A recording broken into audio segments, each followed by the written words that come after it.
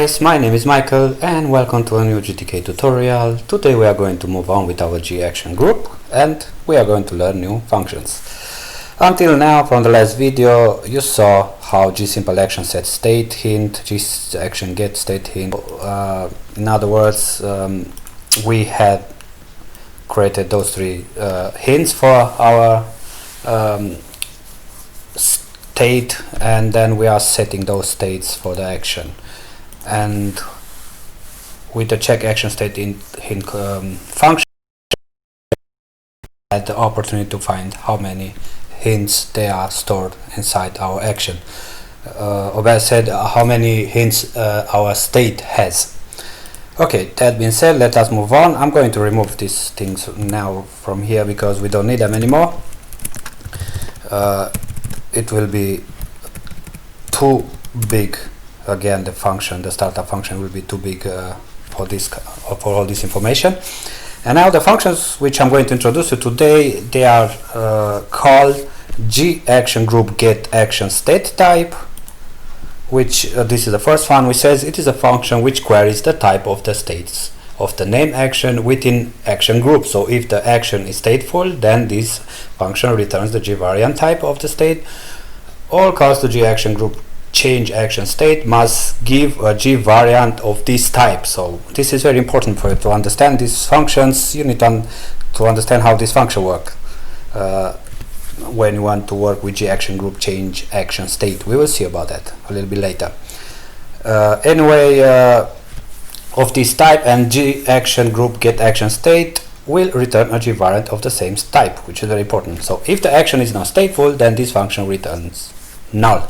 In that case, GActionGroup getActionState will return null, and you must not call GActionGroup change action state. Okay, that's very important. So basically you need to understand this function and you need to set this function and check its return before you call this one. Anyway, the parameter is the action group itself, and the name of the action to query is the name which we are interested.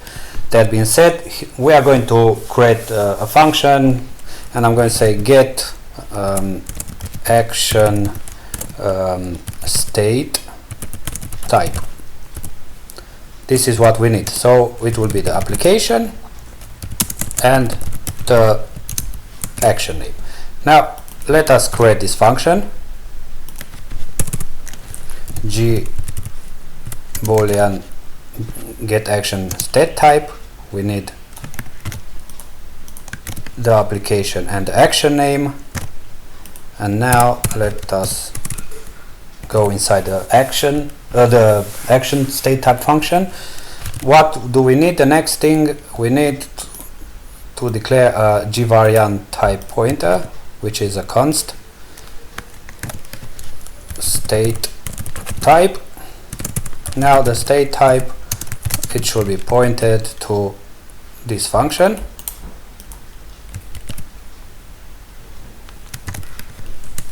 and here we need a GActionGroup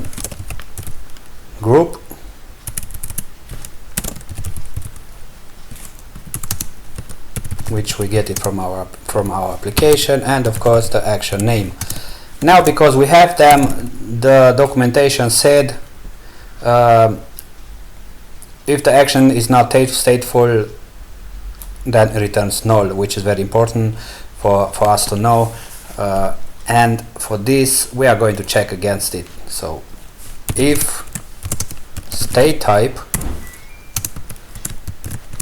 then and only then gprint, let's say, the state type of the action %s is %s.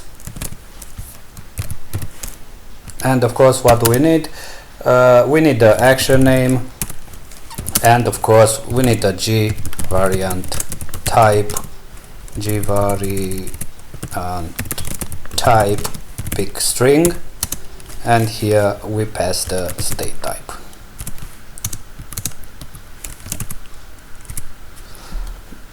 And of course, because we declared a Boolean, I'm going to say return true,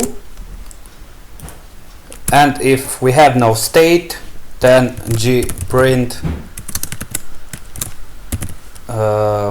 the action %s has no state type, or whatever action name.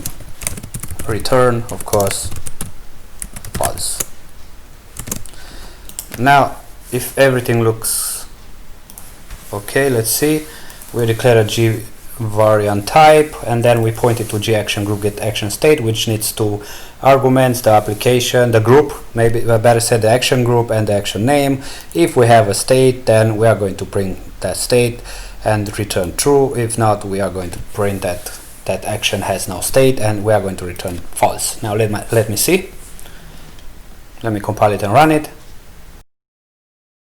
Everything looks good. The state type of the action select is S. S is for string, and we know that because if we scroll all the way down where we were creating those actions, as you can see, it is matching. Okay, that being said, the next function which I'm going to introduce you, because we were getting the action state type, the next one, it will be ParameterType right here. It is basically the same thing, but instead of the state you get the parameter. If you need a parameter, you get it. If you need a state, you get it as well. So what does this function? Queries the type of the parameter that must be given when activated the name action within action group.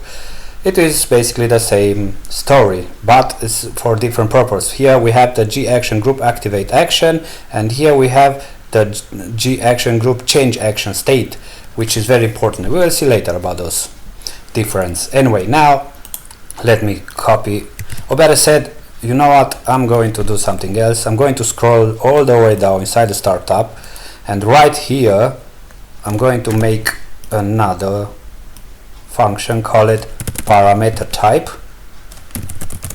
So get action parameter type it will be called. Now here again I'm going to copy everything, make a copy and change the name to ParameterType, because it is the same thing. And what we need instead of the action state type, we need the parameter type. That's it. Now we can say here the parameter type is and has no parameter type. Now let me compile it and run it. As you can see, it looks good. It says that the type of the action select is S, and which is a string. The parameter type of the action select is S, which is a string. That's good. Now if of course if we call with different I went too much startup. Let's say instead of select I'm going to say open. Here let's exist, but has no state type, has no parameter type, isn't it? If we go now back here, we'll null to everything, which